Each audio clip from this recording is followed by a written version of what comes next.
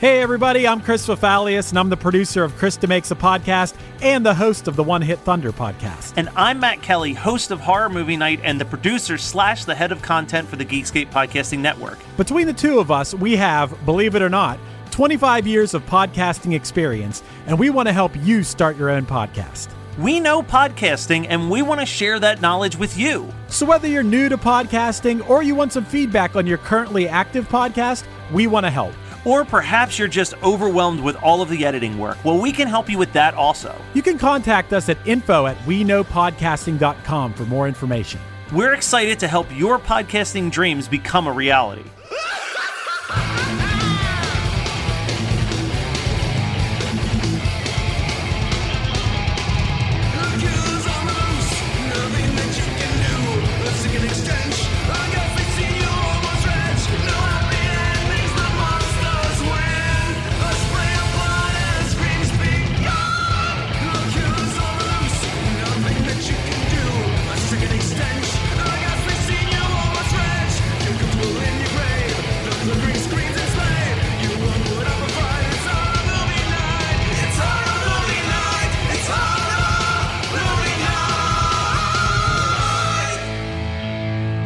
And welcome to another episode of Horror Movie Night. This week we're talking about one of my picks, which is 1988's Bad Dreams. Not to be confused with Nightmare on Elm Street. 3. Really any of them. But yes, definitely not 3. The movie starts, first thing that pops up on the screen. I love movies like this, where it's made with like a small production company. The first title says No Frills Production. Yeah, dude. Actually, that's my first note as well. I was like, ooh, setting a tone. Let's talk about, like, we're going to dive into this movie, but I just want to read this off because I wrote this down, and the more I looked at it, the more insane it was. But you've got to love a movie which features a cast of Rockula, the judge from Ghostbusters 2, the gator expert from Alligator 2, the punk girl from Dream Warriors, and Dottie from Pee Wee Herman. That's what we got in this movie. It is an insane all-star cast of horror movie night classics. Yeah, I'll give it that. And that's about all I'll give it. I actually I showed up today to figure out what this movie was about because I don't understand it. Oh, this seems like such a Brian movie. It's both a ripoff of a Freddy Krueger movie, but it's involved with cults. Yeah, it's like. But is it? Because that's the end. I didn't understand. Is it a cult Freddy Krueger thing, or was she just drugged out by this evil? It doesn't matter. You're seeing a cult Freddy Krueger character. It doesn't matter that it was just drug-induced psychosis. Well, one of the things that's interesting that I read was actually the original ending. The judge from Ghostbusters 2 was supposed to actually commit suicide, realizing that he was caught. And then someone's like, we should probably change that up and have him get pushed. But then how do you, walk that back? You're like, we pushed that guy over the side, but it's because he was going to shoot us. Yeah. It's still manslaughter. You're fucked. And if we're going to memento this, the cops just shrugging and walking away was... Mwah. Yeah, that cop gave no shit about anything. So this is also the directorial debut of a director whose name I didn't write down, but he did direct 2 other noteworthy movies. After this, he did The Craft. Wow. And then immediately followed it up with Dick. Ooh, I think I made that a Patreon pick once. This is literally such a C-level star-studded cast. This is a cast that only we would recognize. Oh, yeah, for sure. Yeah, well, exactly. The big thing I read was that Rockula specifically improvised a lot of his dialogue. God, he sucked. Mostly because he was they said he just felt like this movie was so nihilistic that he's like, yeah, I got a comedy background. Do you mind if I just make jokes? And they're like, yeah, go for it, whatever. I don't think this was definitely a first time director because it was directed with the confidence of a first time director. It's like, sure, go for it, whatever. Yeah, I got a comedy background. You might know of the comedic classic, Rockula. No, this was pre-Rockula. Someone watched this and said, I need to get that guy. If anything, he was like, I did Summer School. Summer School was his movie before this, which I will still always put on a Patreon option, and it will never win, but I'll keep trying. One day, once you get through all of the stuff that people actually give a shit about us watching. So the other thing that I feel really bad about, and I'm going to read my note and then explain why I felt bad about the note. I wrote, it helps that Richard Lynch already looks like a burn victim.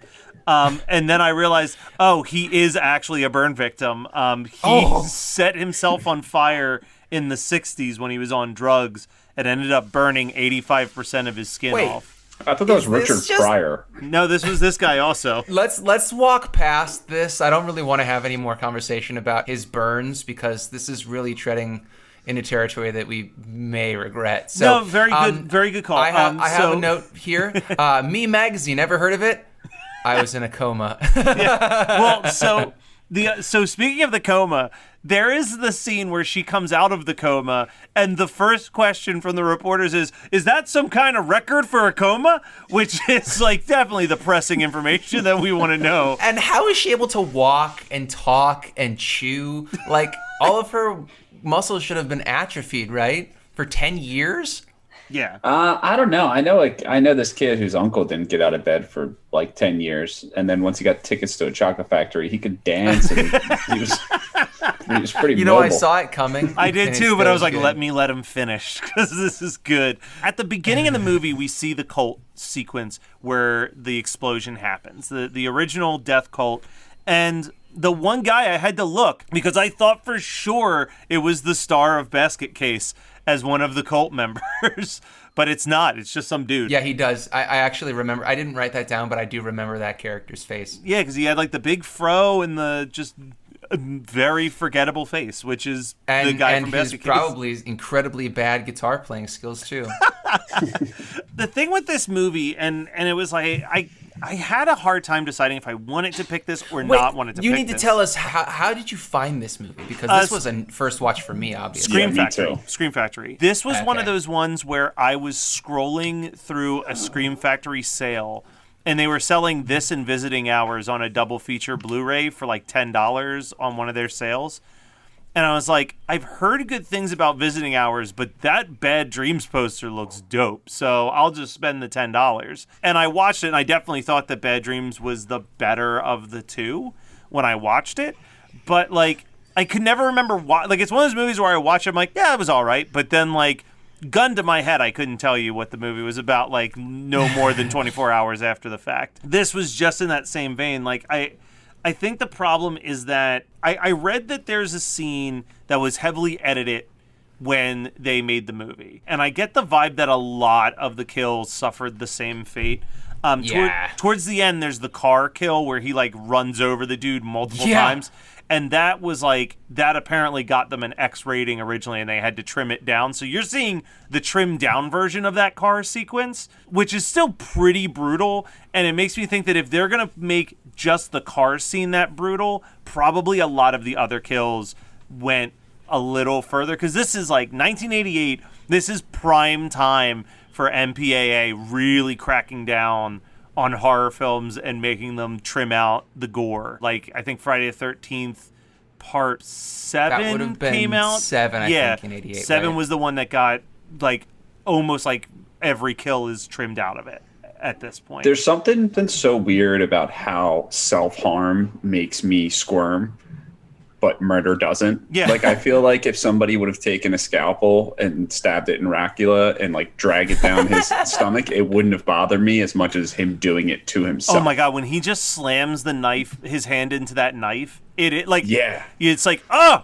like, like, when I see it. I don't know why. I had but if a guy in a mask did it, I'd be like, oh, cool. That's a good movie. Yeah, it's definitely weird. That scene comes right after they started playing Slayer in the hospital because it was raining blood, baby. Dude, gore shower. I actually wrote all in caps gore shower, and then I wrote a second one that was said gore showers for everybody, because it's not just the one person that gets one, it's literally everyone. And I don't know how far the blood in one body would go for a gore shower, but I don't think that you could get like a dozen people with one person's body. But awesome, absolutely. Like, you know how you were like after watching this movie the first time, you said, I couldn't have told you what happened during it. I could. The only thing that matters is the fucking gore shower scene, because it is so cool. Well, and I like that so I wrote down that there's actually continuity in the movie, which is like, most films you have the gore shower and then it just jump cuts as if like it never happened. Okay. But throughout the rest of the movie, there are people cleaning up blood everywhere. It reminds me of the first episode of Todd and the Book of Pure Evil when Jason Mewes is like, wow, this is the most blood I've seen since the time that guy bled out of his ass. Yeah. All right, hand me the blood mop. You know, I've realized a couple of things, though, about some of the characters in this movie. Is the Taryn from the Dream Warriors, the main character, what's her name, Jill? Whatever it is. But, I mean, she's beautiful, but she's, like, not... I feel real bad for her because she did Dream Warriors in, what was that, 87? This was the year before. Following year she played almost the exact same character. This had to have been a paycheck for her because she was just like, I mean, I already did this once, so I just did it again. Yeah. You know, but then the bigger issue is that Bruce Abbott, he's Dr. Kane in Reanimator and Reanimator 2, he's just a really bad actor. Yeah, no, like, he's really, not great. really bad. And that's, like, I feel like most of these people were probably hired just for the notability of them. Like, don't get me wrong, I love Dottie. I will always love Dottie. But I like Dottie as a voice actress who she doesn't really know how to, like, emote what she's saying most of the time. It works okay in this movie, strictly this movie, because she's a depressed character. So, I mean, she's also only in 3 scenes. So it works okay in this movie, but I won't disagree that she kind of sucks in everything else I've seen her in. I'm not going to pick this as my double feature, but as I was watching this movie, all I could think about was that Nick Cage movie where he's a punk and she's Valley Girl. Valley Girl. Yeah, Dottie's in that as well, and she has the craziest, most inappropriately fitting pair of jeans in the front that I actually sent Matt a screenshot watching it. I was like, dude, this looks so uncomfortable for her. And Ralph, the guy that Rockula, wants to be Nick Cage so fucking bad in this movie. It's unreal because he watched whatever that Nick Cage movie is where he, you know, everybody has that the ABCD thing. Yes, Vampire's Kiss. Exactly. Future horror movie night pick for sure. Vampire's Kiss. Oh no, please no. I mean, I know it's happening. I've known it's happening since you and I met. I've known that I was eventually going to have to suffer through that one again. But yeah, like this movie is kind of like a weird dovetail with Valley Girl. I mean, they're both terrible films, but this one I would definitely watch more because gore showers. Well, yeah. I mean, that's the problem with kind of the movie as a whole. Is it's just a mixtape. It's just a mixtape of better movies. So, like, it's all kind of forgettable. The one girl, she axes herself with poison by the bed. You know, thank God she had clearly labeled bottle of poison. Yeah, just clearly labeled poison beside the bed. And, so how did she find, quote unquote, a bottle of poison, and how did another guy find a bottle of booze? Yeah. It's a mental hospital. Yeah, this is the worst mental hospital I've ever seen. I want to go back to the car kill for a second, because Bruce Abbott delivers a line where he calls the judge from Ghostbusters 2 Dr. Addictive Buttface, which, you know, ooh, burn. I said, he sucks. He's a real bad actor. But then he does this really funny thing in, like, the scene when they're figuring out that the doctor actually has been like, dosing everybody with all these fucked up drugs so that he could, like, have some sort of breakthrough, which doesn't make any sense because, like, that they were having breakthroughs already. Yeah, the bigger story structure issue here is, what's his end game? Yeah. You know, like he has this thesis that these people are fucking crazy and that something or other doesn't help them. I don't quite remember what the thought process was. So he's going to have to continue to be a doctor. He's going to have to keep dosing people forever. He's going to get found out. This is the stupidest plan. But the best part about that scene is Bruce Abbott is like, they're going through all these drugs that the guys, that the doctor has been giving the patients, and he finds this bottle of liquid THC, and he just like pockets it. Yeah. That's always been an issue that I've had when watching movies, is like I'm pretty good at shutting off my connection to reality. But like the biggest issue that I have is when you're watching someone, you're like, yeah, but you don't have an exit strategy. Like, well, and they kind of had an easier one that made more sense because Rockula made reference to it to like the nurse, and what would have made more sense is like, I'm giving these people this medication to make them crazy so they continue to decompensate so I can continue to bill their insurance and keep them here longer. That makes sense. Yeah, that makes sense. But they chose not to go that route. But also, like, health insurance wasn't really in the cultural consciousness in 1988.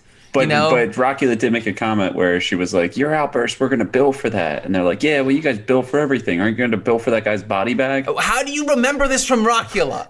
No, not from the movie. His character said that. Oh, okay. I don't remember anything from Rockula. I don't either. So here's an interesting little factoid. So according to the commentary track on the Blu-ray, the director, whose name was Andrew Fleming, fought a losing battle. He wanted the closing credit song to be Burning House of Love by the punk group X, but the studio executive fought against him and insisted that Guns N' Roses was going to be the next big thing, and that they should include Sweet Child of Mine instead. I mean, in their defense, there was a huge hit. Yeah, but it doesn't make any sense in this. So it gets even more insane. Not only did they get to put Sweet Child of Mine in the movie, but the director of this movie was set to direct the music video for Sweet Child of Mine, and it would include clips from the movie. But then the band decided not to do it. The band was into it, but Axl Rose's girlfriend, who the song was written about, was like, I don't really like the idea of the song about me just being a series of clips of people dying from a horror movie. Yeah, that is actually pretty prescient of her. Smart girl.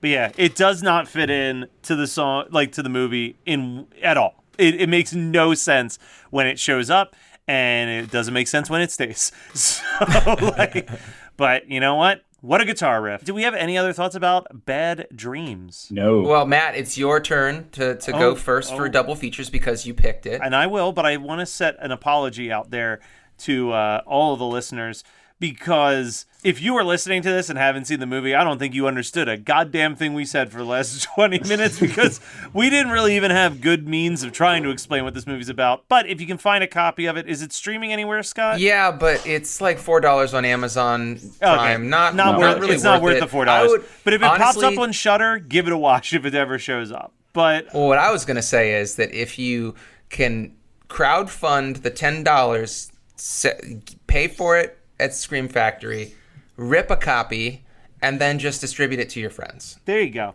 $1 a person to 10 friends. Make your money back. But for my double feature, we mentioned Bruce Abbott. I've also been just rewatching Reanimator as I go to bed, listening to the commentary track. So they kind of just blended in my mind. So my double feature is going to be Reanimator. Nice choice. Much better choice than Bad Dreams. Scott, you can go. No, I want you to go because I know that you don't have anything. I would pair this with Session 9 because it takes place in a mental hospital. So have you watched Session 9 in the last decade? Yeah, it's not very good. It does not hold up. I was really disappointed. I watched it probably watched 10 years ago. Yeah, then it wasn't you because I swore it was someone related to this podcast that was like saying how good of a movie it was. So I watched it like 6 months ago and I was like, this isn't very good. So here's the thing. I also haven't watched Session 9 in many, many years. But the first time I watched it, I was like, all right, kind of mediocre. The second time I watched it was like in a house with surround sound. And it's definitely the audio in that movie, like the audio mixing in that movie is insane if you're watching it in surround sound. But then I went to watch it on regular TV again. I'm like, oh, this movie kind of sucks. I think that it was an effective movie when it first came out, but I just don't think that it really has held up much anymore. No, people have done it better since. Yeah. And that's, always kind of a disappointment. How about you, Scott? I'm going to go with Dr. Giggles. Any excuse. Yeah. All right. So I'm surprised you didn't. You know what? If Bruce Abbott was in Dr. Giggles, it would have happened. Let me propose a question to my two glorious co-hosts. Unless you had something that you all both really, really wanted to talk about that you watched this week, you feel like just getting nerdy about WandaVision for a little bit? Yes, but before because I haven't watched it. I'll say no. Oh my God, I want to just choke you out. Listen, I almost watched it, and then I talked to the wrong person. I'm sorry. I was just like, hey, I'm thinking about watching WandaVision. Do I need to watch a bunch of movies for And they this said to make yes, sense. and you said, and they "No, were thanks." they're like, no, not really. And then they rattled off 5 movies that I needed to watch for it to make sense. And then I said, no, I'm not doing this. Okay, well then, Matt, here, let's do this real quick. I want to give a quick shout out to Rent-A-Pal on Hulu, that movie on Hulu. Okay.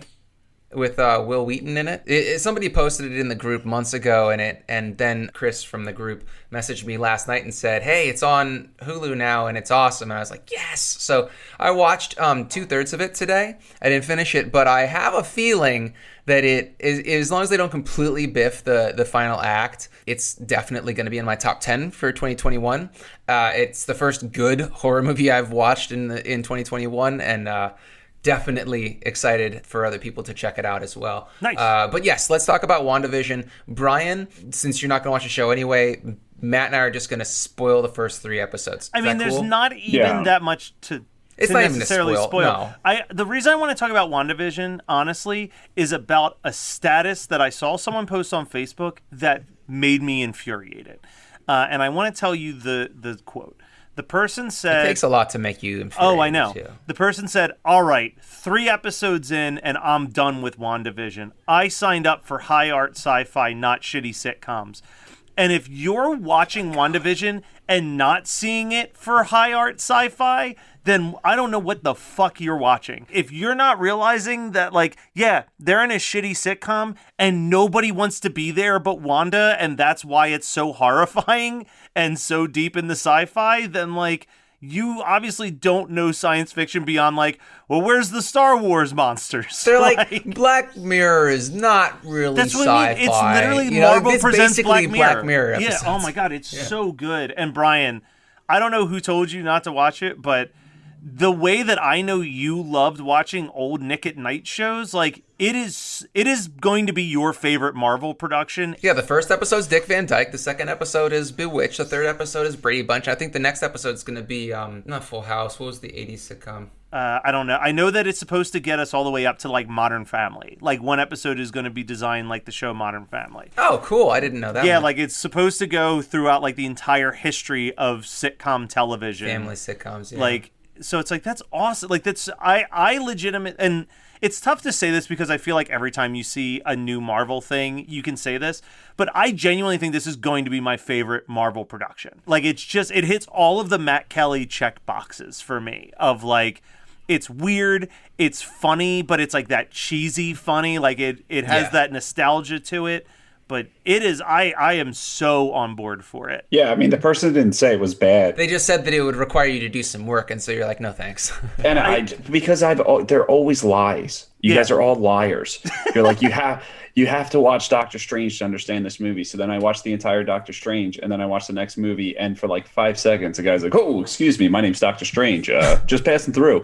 And I'm like, I didn't need to see that whole movie to get this 5-minute reference. Well, I just watched the how trailer. about this? You can just ask me. Watch whatever That's you want true. and ask, like, text me and be like, hey, Scott, what's the backstory? And I will write you a novel about the characters. Yeah. I will give you two parts of it. The first part is going to be the actual comic character, and then the other half is going to be the MCU character, and then you don't have to do the work. I'll do the work for you. Well, I already do it for this podcast. I mean, if you want to save everybody time, this is as good as time as any to say that our friends at Geek History Lesson just dropped an hour-long breakdown of the entire history of Vision so that you can better understand the character and all of the comic book storylines that WandaVision is inspired by. Yeah. But, I mean, they've said it on Bingetown, they've said it on Geekscape, and they've said it on Geek History Lesson, and we're about to say it on Horror Movie Night. It's not even anything new at this point. We are getting set up for Avengers Disassemble and House of M. That is so much where the storylines are being pulled from at this point that it's like, I'm just excited for it. Like, I'm just ready. Oh, but it's cool because it's going to be reverse House of M. Yeah. I mean, it's like that fucking meme you sent me that was like, no more mutants. Scribble, scribble. No, more mutants. I'm very excited for this. Brian, real quick though, to loop you back into our podcast, did you watch Night Stalker yet?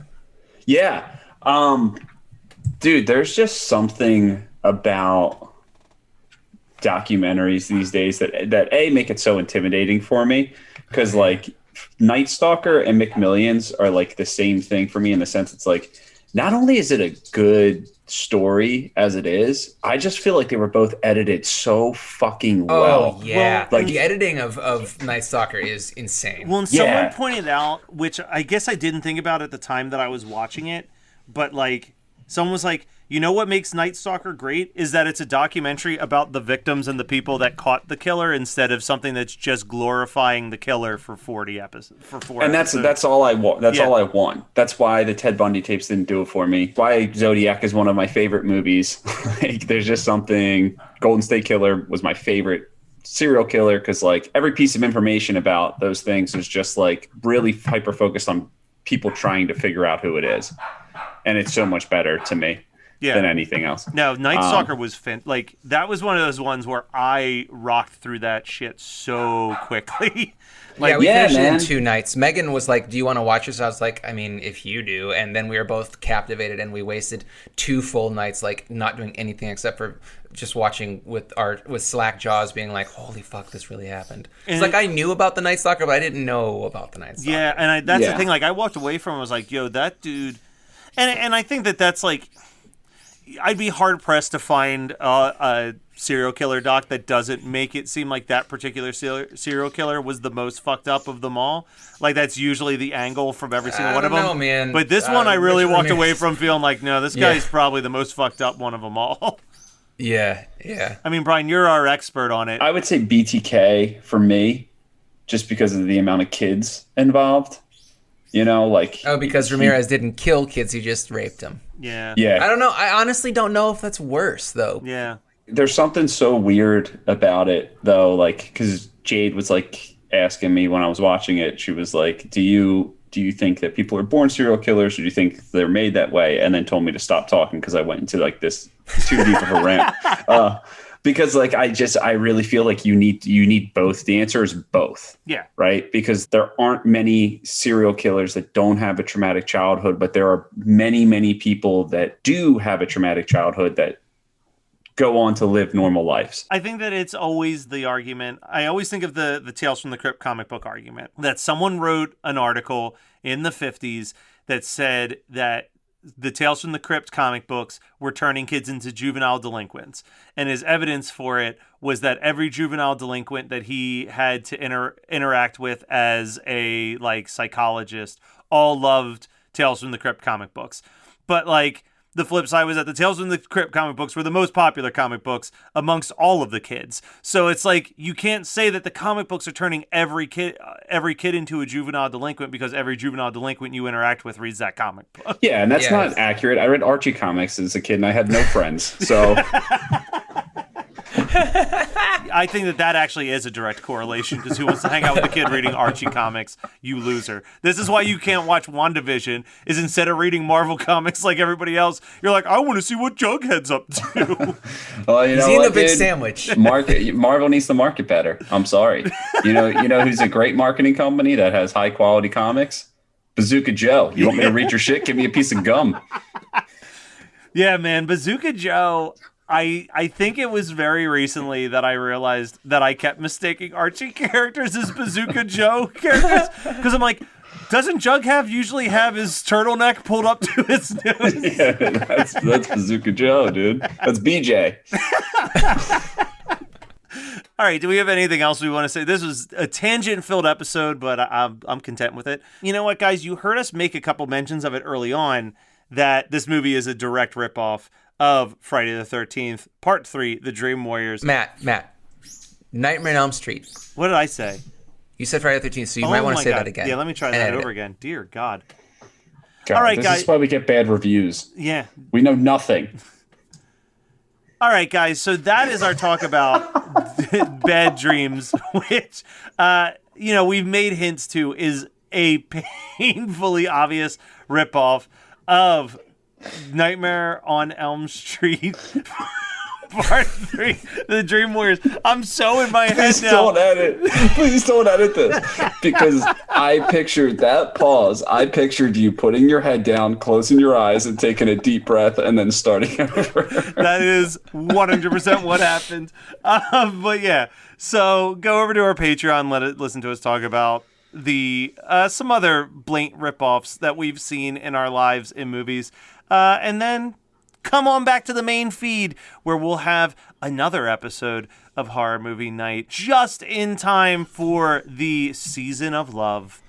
I know that you kind of skipped over what did we watch because we talked about WandaVision, but I do need to forewarn the listeners so they don't have the same fate that I do. Me and my wife decided since we had COVID that we were going to watch that COVID movie Songbird, and the only way to watch it is to spend $15, and don't do that. It's not a good movie. It's not worth the money, and it was. Yeah, I don't like that they're making COVID. Quickly. I don't like that we have COVID movies already during. Yeah, COVID. this is news to me, and I don't even want to delve into what this is. Yeah, it's mutated, airborne, and kills you pretty quickly. It's I don't think they really thought it out. I think it was written as they go. I can't even put it in a genre. You know, it's like Fast and the Furious.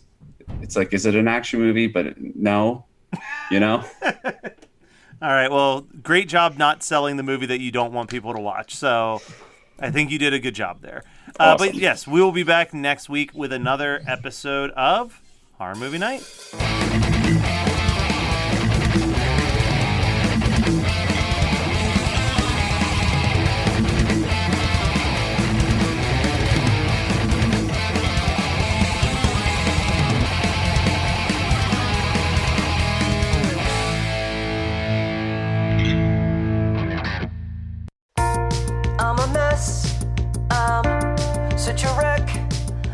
Hey Geekscapists, with Valentine's Day around the corner, we've decided to hook you up. Geekscape has partnered with the video dating app Filter Off to bring you a free and fun video speed dating event on Saturday, February 13th. To take part, all you've got to do is download the Filter Off dating app to your smartphone. Find the Geekscape event and RSVP with the code GeeksLove2. That's TOO, because we do love to. You don't have to wait until Valentine's to use the app either. It's fun and free, and Matt Kelly has already racked up a ton of dates on it, so what have you got to lose? Download Filter Off, and we'll see you on February 13th. Geekscape forever.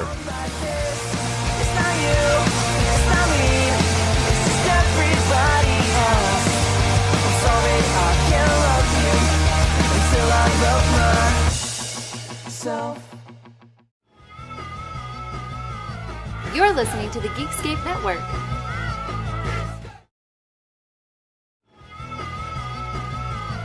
You're listening to the Geekscape Network.